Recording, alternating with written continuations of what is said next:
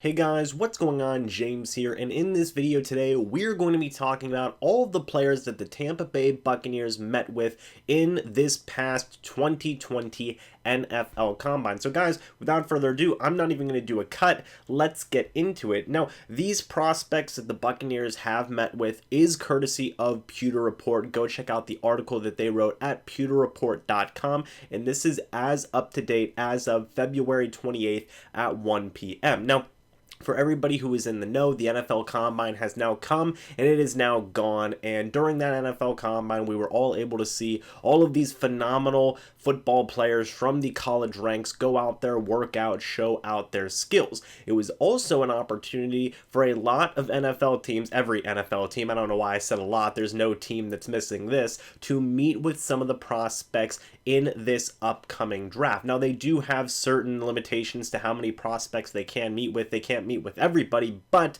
this is a very good chance for teams to meet certain prospect groups that they are interested in. One of those teams was the Tampa Bay Buccaneers, and we're going to get started right here, right away, with the offensive linemen that the Tampa Bay Buccaneers met with. And guys, this is a wide variety of offensive linemen that the Tampa Bay Buccaneers met with, and the names go as follows. Tristan Wirfs, offensive tackle out of Iowa. Andrew Thomas, offensive tackle out of Georgia. Mekhi Becton, offensive tackle out of Louisville. Josh Jones, offensive tackle out of Houston. Lucas Niang, offensive tackle out of TCU. Austin Jackson, offensive tackle out of USC. Lloyd Cushenberry, interior offensive lineman from LSU. Matt Pert, offensive tackle from UConn. John Simpson, interior offensive lineman from Clemson. Darrell Williams, interior offensive lineman from Mississippi State. Nick Harris, interior offensive lineman from Washington. Robert Hunt, offensive tackle from Louisiana Lafayette. Damian Lewis, interior offensive lineman from LSU. Ben Barch, offensive tackle from St. John's. Tyree Phillips, offensive tackle from Mississippi State. And then finally, Alex Taylor, offensive tackle out of South Carolina. Guys, from my count here, 1, 2, 3, 4, 5, 6, 7, 8, 9, 10, 11, 12, 13, 14, 15, 16 offensive linemen the Tampa Bay Buccaneers met with at this past combine that we at least know of so far up to this point. More names could trickle in as the days and weeks go on, as more news outlets gain more information on the players the Buccaneers met with, and 11 of them are offensive tackles in a wide variety of positions in the NFL draft. Some of these guys are top 10 to top 15 guys, like Tristan Wirfs out of Iowa, Andrew Thomas out of Georgia, Mekhi Becton out of Louisville, and also Josh Jones out of Houston. You have a lot of mid to later round guys. The Buccaneers were just covering all the ground on offensive linemen, and they met with 11 offensive tackles specifically, which would lead me to believe that they're heavily considering offensive line in this draft. Guys, they could take 2 offensive tackles in this draft. Now let's talk about that real quick, okay? In terms of the interior offensive line, I think the Buccaneers are in a good position. You have Ali Marpet, who is phenomenal, and he's under contract for a handful of years still. Ryan Jensen, whose contract will run out at the end of this season, but honestly, I think he will get re-signed at some point throughout the season or going into next offseason, considering how phenomenal he played last season. He's definitely got a lot of momentum going into his favor. And then finally, Alex Kappa, who's still going to be under his rookie contract for the next 2 seasons. So in terms of the interior offensive line, the Buccaneers seem to be in a very, very good position. The interesting part comes with their offensive tackles. First guy, DeMar Dotson, he's pretty much out the door after this season, 100%. I know I've said that the past couple of seasons, but it's even a likely scenario that he could not be the starter this upcoming season for the Tampa Bay Buccaneers. I know Bruce Arians has been very supportive of DeMar Dotson, has called him a very strong professional, one of the most professional guys in the business at offensive lineman, and he has served the Buccaneers for many, many years, and that is great. The fact of the matter is, the guy's in his mid-30s now. I believe he's 35 years old, and it's getting time to move on. And I think that if you were to draft an offensive tackle in the first round, say Tristan Wirfs and Andrew Thomas, a Mekhi Becton, or a Josh Jones, or even a Lucas Nyang out of TCU, you'd be in a pretty darn good position in terms of establishing a young core of an offensive line. And I think that replacing DeMar Dotson would be the final piece to that puzzle. On the flip side, talking about Donovan Smith real quick, we all were very interested in the contract that he got a couple of seasons ago where it paid him $14 million. I believe the first 2 years of it were guaranteed. Do not quote me on that. But now there is a potential out in his contract. I don't believe he's guaranteed any more money in his deal after this upcoming season, I believe. So he's definitely under contract for the next season. But after that, you could make a very interesting decision on him, whether or not you want to move on from him because there's going to be no more guaranteed money left in his deal, or if you want to keep him and continue to negotiate another extension after this upcoming season. So both the offensive tackle positions are definitely in a state of limbo in a way. More so DeMar Dotson than Donovan Smith, but in the case of Donovan Smith especially, that's going to be an interesting situation to see, because maybe the Tampa Bay Buccaneers, maybe they draft 2 offensive tackles in this draft. Let's say they draft somebody in the first round to replace DeMar Dotson, and let's say they draft somebody in the 4th, 5th, 6th round to kind of have as a project guy behind Donovan Smith in case things don't work out that well and the Buccaneers decide, well, let's move on from him. So definitely going to be really interesting to see what the Buccaneers do with the offensive linemen here. I could see them taking 2 offensive tackles considering just the sheer amount of players they met up with. Now let's talk about the quarterback position. The Buccaneers met up with 4 quarterbacks at this combine, and they go Jordan Love, quarterback out of Utah State, Jacob Eason, quarterback out of Washington, Nate Stanley, quarterback out of Iowa, and Kevin Davidson, quarterback out of Princeton. Now, I know Bruce Arians said in his combine process that he was having a lot of fun evaluating quarterbacks, but based off of the sheer number of quarterbacks that the Buccaneers met with, you wouldn't get that kind of assumption there because the Buccaneers just simply didn't meet up with a lot of quarterbacks. Now again, this number could change. We could see more names trickle down as the process goes on, and the media gets more names that the Buccaneers did meet up with. But it's really interesting that the Buccaneers did only meet with 4 quarterbacks, and they're very spread out in terms of where they are possibly going to be drafted. Now, Jordan Love, he is definitely a top 15 pick potentially, and he could be the Buccaneers option at the first round, depending on what they want to do with Jameis Winston and free agency and stuff along those lines. Jacob Eason, a lot of people have mocked him to the Tampa Bay Buccaneers as well, not so much in the first round, but definitely in the second round if they decide to move on from Jameis Winston. So those 2 guys definitely hang on a lot of what happens with Jameis Winston. If they decide to keep Jameis Winston, then those 2 guys probably aren't going to be Tampa Bay Buccaneers. However, if the Buccaneers do decide to move on from Jameis Winston, get a guy like a Phillip Rivers or maybe even Tom Brady in the extreme, both those guys would be, phenomenal developmental options. I know Bruce Arians said he doesn't like the idea of sitting a rookie 3 years at the quarterback position, but, for all we know, it could be a smokescreen. I know a lot of people have been pointing to the Jameis Winston talk as negotiations and smokescreen and whatnot. Well, you could make the same argument for certain comments he's made about the quarterback position in the draft as well. So definitely wouldn't count that out. But 2 other guys that really interest me, Nate Stanley and Kevin Davidson and Nate Stanley out of Iowa and Princeton respectively. Both those guys are definitely going to be more interesting projects if the Buccaneers do decide to bring back Jameis Winston. I think that both those guys would be more of developmental projects behind Jameis Winston and just say, hey, in case things don't work out, we've got this young, rookie quarterback that we can develop behind Jameis Winston. He's our backup, and we're going to roll with him for the next 4 years on his rookie contract. And I would be completely fine with that scenario as well if the Buccaneers do bring back Jameis Winston. I'm not going to sit there and say, oh, Jameis Winston had a bad game versus, I don't know, the New York Giants or something. Time to put in the rookie. No, I don't think it would be a scenario like that. It's more of a scenario of, hey, we got this young guy in case Jameis Winston doesn't work out. We're not going to throw him into the fire right away, but we do have options at the quarterback position now, which I always think is a good thing to have. Next group of guys I want to talk about is the running back position. Clyde Edwards-Helaire, running back out of LSU. J.K. Dobbins, running back out of Ohio State. DeAndre Swift, running back out of Georgia. Jonathan Taylor, running back out of Wisconsin. Zach Moss, running back out of Utah. Cam Akers, running back out of FSU. LaMichael P. Ryan, running back out of Florida. Antonio Gibson, running back / wide receiver out of Memphis. Patrick Taylor, running back out of Memphis again. JaMycal Hasty, running back back out of Baylor, Anthony McFarland, running back out of Maryland, and DJ Dallas, running back out of Miami. Now, guys, this, again, just continues to be a very, very solid group of guys in this upcoming draft at the running back position, and a lot of the guys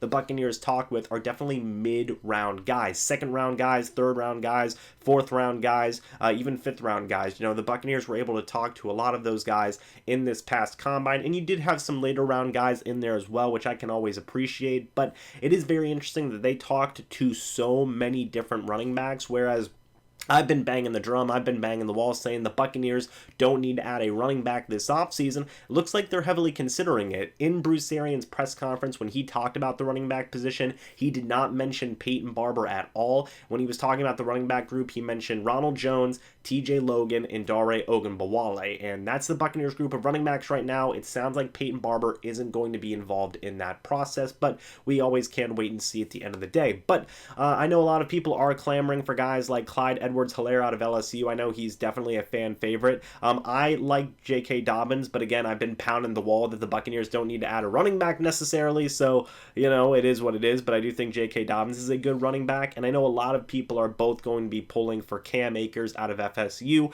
and LaMichael Pirine out of Florida, which, again, all these guys I think can be phenomenal running backs. We're so spoiled now in an era where you can get a starting running back essentially from anywhere in terms of the draft and in free agency. There's so many good running backs out there nowadays, guys, and I think that a lot of these guys are going to be phenomenal, and I think one of the more unique things from these running backs is a lot of them are better catchers now, which Bruce Arians loves a lot. He even said so much in his press combine, presser, I guess I should say. So, going to be really interesting to see what the Buccaneers do at the running back position. I still don't think it's necessary, but my opinion doesn't necessarily matter in terms of the Buccaneers' decisions. So, it will be interesting to see what the Buccaneers do at the running back position. They are looking at a lot of guys there. Next, we're going to switch to the defensive side of the ball, and first thing I want to mention, by the way, is no wide receivers. This is where I'm talking about where we could see more names trickle in, because Bruce Arians himself said in his combine press conference that he loves most of the wide receivers in this draft, and he thinks it is a phenomenal draft class for wide receivers, which makes a lot of sense. The Buccaneers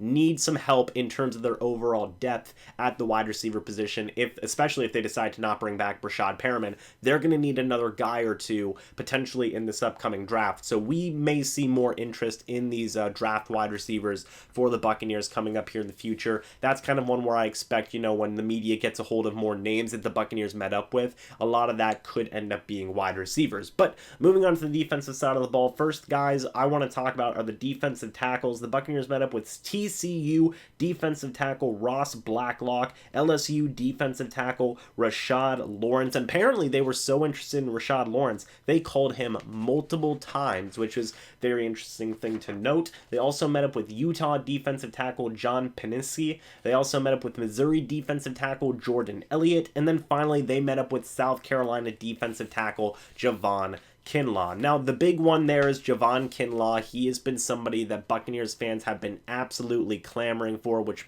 is obviously very nice that the Buccaneers were able to meet up with him. I'm a huge fan of Javon Kinlaw. I would not mind either an offensive tackle or Javon Kinlaw at pick number 14, but honestly, I don't know if Kinlaw is going to be available at pick 14 because he's that much of a beast. Pairing him up with potentially Ndamukong Suh and Vita Vea would be absolutely phenomenal. You would have, I would say, one of the best defensive lines in the NFL, and that would be absolutely amazing. But another name that interested me was the one who said that the Buccaneers had called him multiple times, and that was LSU defensive tackle Rashad Lawrence. Now, I know that especially Jason Light has an affinity with LSU players. He's seemingly drafted an LSU player almost every other year, which is very interesting. So, especially on the defensive side of the ball.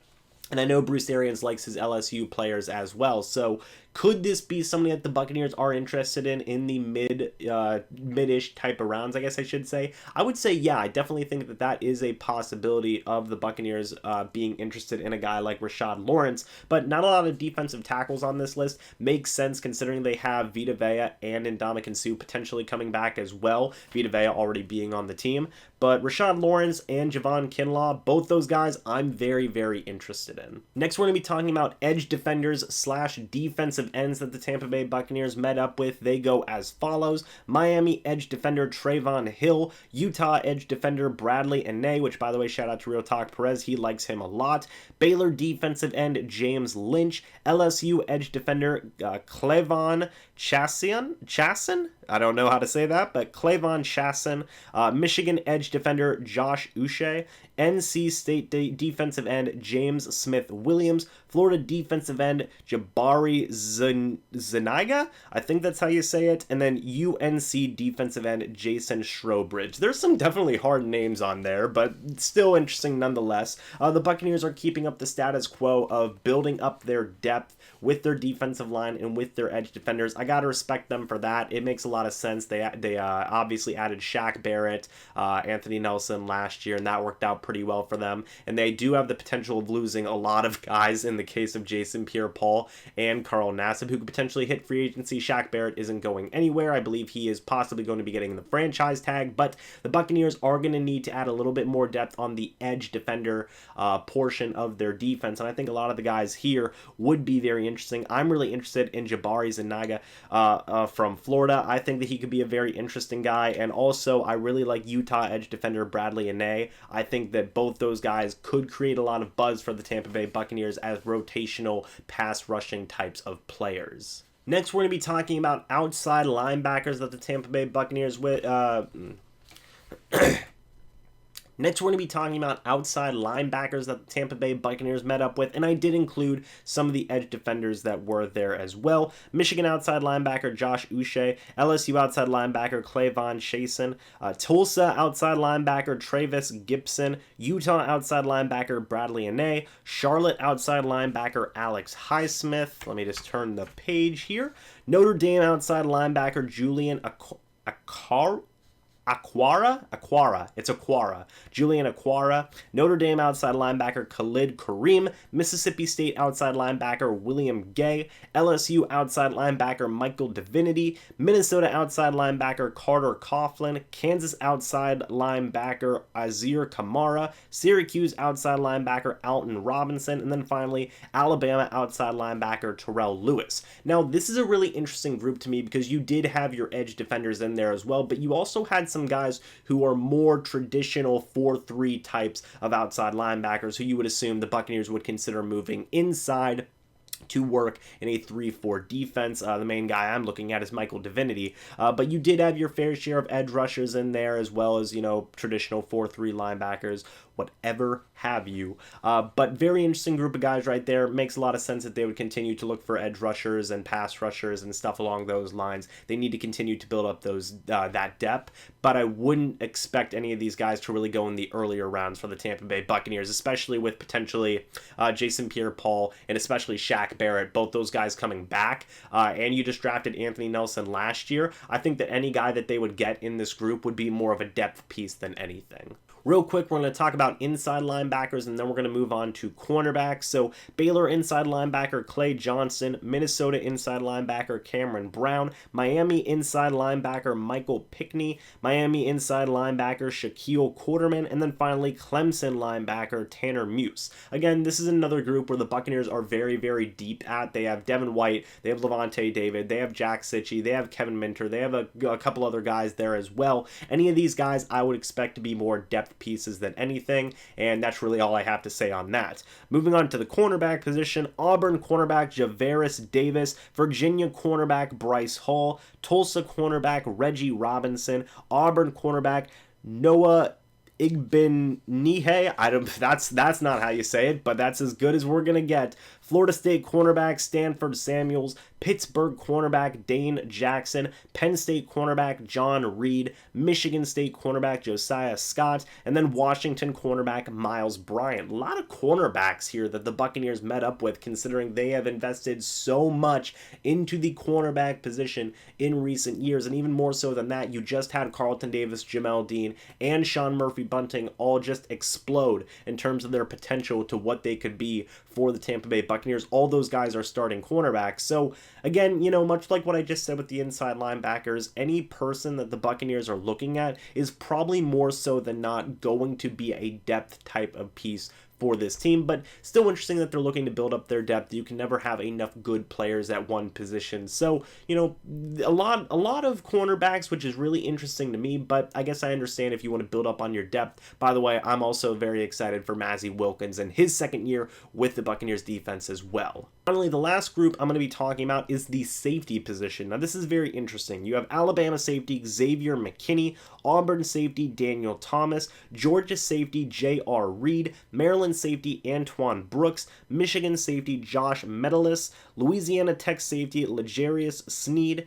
Iowa safety Geno Stone, and then California safety Ashton Davis. Now, this is a very, very interesting group for the Tampa Bay Buccaneers to look at because you have Mike Edwards on there right now, Andrew Adams potentially coming back if they decide to re-sign him as a, you know, let's just see what you can do. We're going to be bringing you back for camp.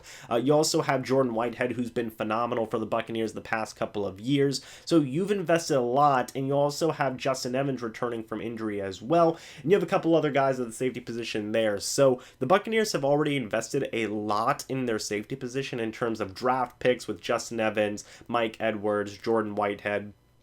They have a lot there, as well as Andrew Adams, who's been a very good fill-in kind of guy, much like in the case of Kevin Minter at the inside linebacker position. So the Buccaneers have already invested a lot in the safety position, but depending on what happens with Justin Evans, if the coaching staff feels that, like, hey, even if he does come back, we aren't going to need him, we're just going to ship him off to another team. You know, he's really had problems coming back, he's injury prone, you know, we're not feeling Justin Evans, then I could see the Buccaneers drafting another safety as a way of saying, you know, hey, we're just going to keep on building up our depth and keep on increasing our numbers at the safety position, because fair credit, there were a handful of injuries in the Buccaneers secondary this past season, so adding more depth could never be a problem. So yeah, very interesting how many secondary players the Buccaneers looked at and met with at this combine, but you know, I really wouldn't expect anything besides like a very late, mid to late round kind of guy in terms of building up depth, both at the cornerback and at the safety positions.